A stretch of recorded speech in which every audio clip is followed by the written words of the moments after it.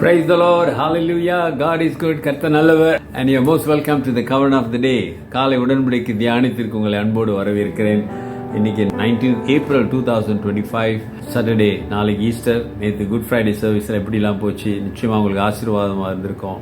Tomorrow is Easter. Celebrate. Our Lord is a living God. Answering our God, answering our prayer. நம்ம ஜெபத்துக்கு பதில் கொடுக்கிற ஜீவனுள்ள ஆண்டவர். சரி, இன்னைக்கான வசனத்தை பார்ப்போம். அது 2 Corinthians chapter 10 verse 17. But he who glories, let him glory in the Lord. Amen. மேன்மை பாராட்டுகிறவன் கர்த்தரை குறித்து மேன்மை பாராட்ட கடவன். மேன்மை பாராட்டுகிறவன் கர்த்தரை குறித்து மேன்மை பாராட்ட கடவன். ஒரு சிம்பிளான ஒரு வசனம். உன்னை நீயே மேன்மையாக நினச்சிக்காத, உன் விசுவாசத்தை நினைத்து நீயே ரொம்ப புகழ்ந்து கொள்ளாத. சிலர் சாட்சி சொல்லும் போது கூட கர்த்தரை மகிமைப்படுத்துகிற மாதிரி காட்டிட்டு தங்களை மகிமைப்படுத்துவாங்க.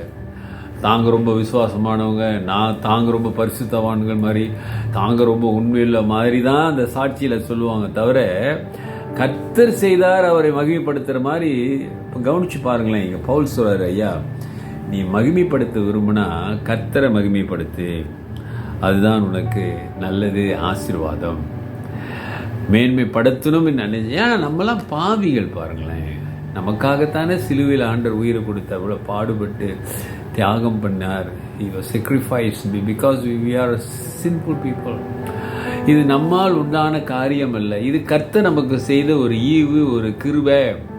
ஆகவே நம்மை இப்போ குறித்து மேன்மை பாராட்டுவதற்கு அங்கே இடமே இல்லை. அதுதான் சொல்ல வர்றார் பவுல் ஆவியானவர். ஐயா நீ மேன்மை பாராட்டுவதற்கு அங்கே இடமே இல்லை. எதுக்கு நீ மேன்மை பாராட்டுற? மாறாக ஆண்டவர் செய்த நன்மைகளை, ஆண்டவர் உனக்காக கல்வாரியை சந்தித்தாரே அந்த அன்பை, உன் வாழ்க்கையிலே ஆண்டவர் உன்னை தேர்ந்தெடுத்து உன்னை ஆசீர்வதித்து உன்னை அபிஷேகம் பண்ணி உன்னை விசுவாசத்தில் நடத்தி வருகிறாரே அதற்காக அவரை மேன்மைப்படுத்து. உன்னை தாயின் கருவிலே தெரிந்து கொண்டாரே அதற்காக மேன்மைப்பட்டு, அவர் இரத்தத்தினாலே உன்னை கழுவி புது சிருஷ்டியாக உருவாக்கினாரே அதற்காக அவரை மேன்மைப்படுத்து. அல்லேலூயா. பரிசுத்த இனமாக அவருடைய நாமத்துக்கு மகிமையாக நாம் அவருக்கு உயிருள்ள சாட்சியாக இந்த உலகத்திலே வாழ தெரிந்து கொண்டாரே அதை மேன்மைப்படுத்து. ஆகவே தான் பவுல் சொல்கிறாரு, இதில் உங்களை குறித்து மேன்மைப்படுத்துவோ என்னையோ நம்மையை குறித்து மேன்மைப்படுத்துவோ இங்கே ஒன்றும் இல்லை. மேன்மைப்படுத்துகிறவன், புகழாய் பேசுகிறவன் எதை பற்றி பேச வேண்டும்? கர்த்தரை மேன்மைப்படுத்தி பேசுங்க. அருமையான சகோதரனே சகோதரியே, glorify God. You must glorify our Lord. That's very important things, No point glorifying our families, and I know many times we stay about our families, but the word of God says, ஆண்டவருடைய வார்த்தை சொல்லுகிறது, கர்த்தரை மேன்மைப்படுத்துங்கள். கர்த்தரை மேன்மைப்படுத்துங்க, உங்களை மேன்மைப்படுத்துவார். முதலாவது கடவுளுடைய ராஜ்யத்தை நீதி தேடினா நான் இவையெல்லாம் உங்களுக்கு கூட கொடுப்பேன் என்று சொன்னால் என்ன அர்த்தம்? அவரை மேன்மைப்படுத்துங்கள். அவர் எல்லாவற்றையும் உங்களுக்கு செய்ய அவர் நல்லவராக இருக்கிறார். ஒப்பு கொடுப்போம். நல்ல ஆண்டவரே, உம்மை நன்றியோடு துதிக்கிறோம். நாளை நீர் உயிர்த்தெழுந்த நாள் சுவாமி. இந்த நாளிலே இந்த ஆயத்த நாளை ஆசீர்வதித்து எங்களை நடத்துங்க.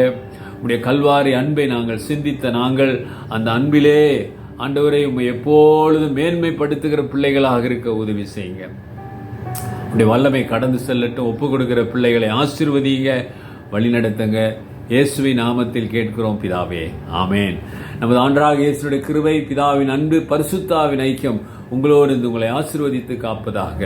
என் ஆத்துமாவே கர்த்தரை ஸ்தோத்திரி, என் முழு உள்ளமே அவர் பரிசுத்த நாமத்தை ஸ்தோத்திரி. என் ஆத்துமாவே கர்த்தரை ஸ்தோத்திரி, அவர் செய்த சகல உபகாரங்களை மறவாதே. ஆமேன். பிரதர் சிஸ்டர், உங்களை அல்ல,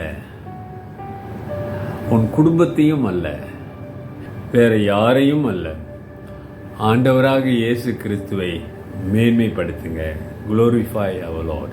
Take care and God bless.